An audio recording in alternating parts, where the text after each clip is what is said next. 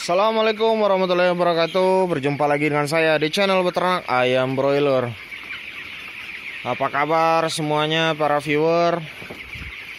Kali ini menunjukkan jam 3 pagi ayam saya sudah berumur 21 hari. Inilah keadaannya. Ya, alhamdulillah. Alhamdulillah. Walaupun kena cekrek atau CRD, nafsu makan ayam masih bagus. Besok saya akan lanjutkan pengerokan di bawah ini dan melakukan pengobatan antibiotik ya. Mudah-mudahan sembuh dan bertahan sampai panen. Ini bobotnya belum sempat saya timbang. Besok saya akan melakukan penimbangan dan sampel. Mudah-mudahan bagus bobotnya ini. Nah, tirai ini bisa dilihat sudah saya buka setengah ya. Besok kayaknya sudah full ini saya buka. Ini kandangnya memang agak jarang ini karena kenapa? Kapasitasnya nih seharusnya 5.000. Jadi saya isi ini 4.400. Ya, 4.400. Jadi longgar sekitar 600 ekor ini.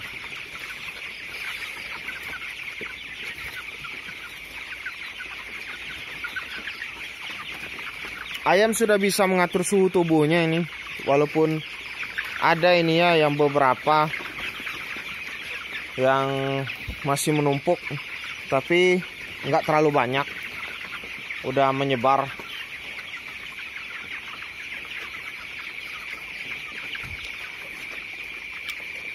Nah,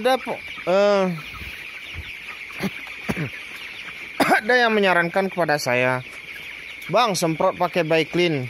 Bisa saja, karena Baiklin itu kan yang melakukan penelitian juga bukan orang sembarangan. Yang melakukan penelitian itu termasuk orang yang ahli di bidangnya. Ya, mungkin saya akan mencobanya nanti. Saya kombinasikan dengan pemberian antibiotik pada air minum ayam. Memang sih, kalau kita pikir ya, obat itu sebenarnya nggak terlalu manjur kalau kata saya. Dari yang obat minum segalanya, entahlah kita ini jadi korban iklan. Berikan ini 3 hari berturut-turut. Ini saya nggak 3 hari lagi, ini udah 9 hari ini. Ya, udah 9 hari saya berikan. Cekreknya belum sembuh juga. Jadi ini yang salah gimana sebenarnya? Atau kalau alasannya biasanya kalau obatnya nggak berfungsi, wah dosisnya nggak terlalu tepat, atau nggak seluruh ayam bisa minum. Ayamnya nggak mau minum yang sakit. Lah, kalau ayamnya nggak mau minum sakit, berarti orang itu sudah gagal dong membuat sebuah produksi obat. Ya buktinya ayam aja nggak mau minum. Emangnya ayam itu punya tangan ya? Punya orang yang memaksanya untuk minum. Apalagi ayam sudah ribuan. Apa kita bisa memastikan semua ayam itu bisa minum? Ya alasan tukang obat itu macam-macam. Jadi jangan menjadi korban iklan. Segala sesuatu itu, kalau di ayam ini memang lebih baik mencegah daripada mengobati.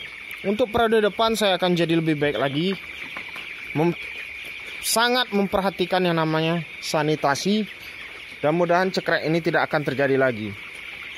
Dari manajemen liter, sekam, dan sebagainya.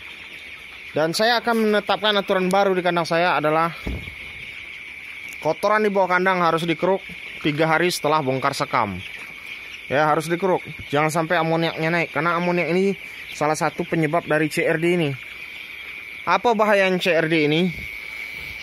Kalau CRD ini sudah masuk, kalau Anda nggak telaten ngurusnya, ya, dengan berbagai macam cara, dia akan melemahkan sistem kekebalan tubuh ayam. Dan kalau sudah lemah, segala penyakit bisa masuk, baik itu snot, coli, atau apapun itu.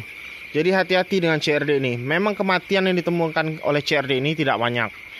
Tapi yang dikhawatirkan adalah geng-gengnya CRD ini, ya, yang dikhawatirkan.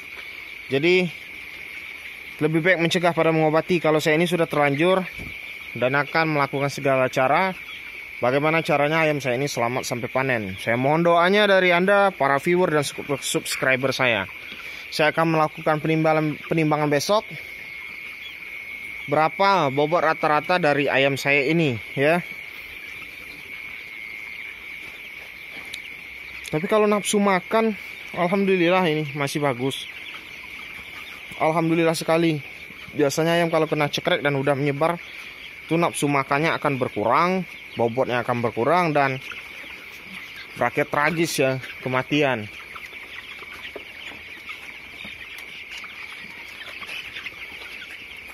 Sekian dulu ya dari saya, dari channel Peternak Ayam Broiler. Apabila Anda merasa video saya ini bermanfaat, silakan di like, subscribe, dan di share. Saya adanya niat berbagi, tidak ada niat untuk menggurui.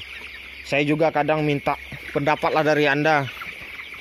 Seperti ada viewer saya, "Bang, pakai Baclean, Bang, pakai ini." Saya senang, itu artinya Anda mau tukar pendapat dengan saya, dengan membantu saya. Ya, karena kerugian di ayam ini ya cukup membuat sakit lah ya. Tapi kita tidak boleh menyerah, harus menjadi lebih baik ke depan. Assalamualaikum warahmatullahi wabarakatuh.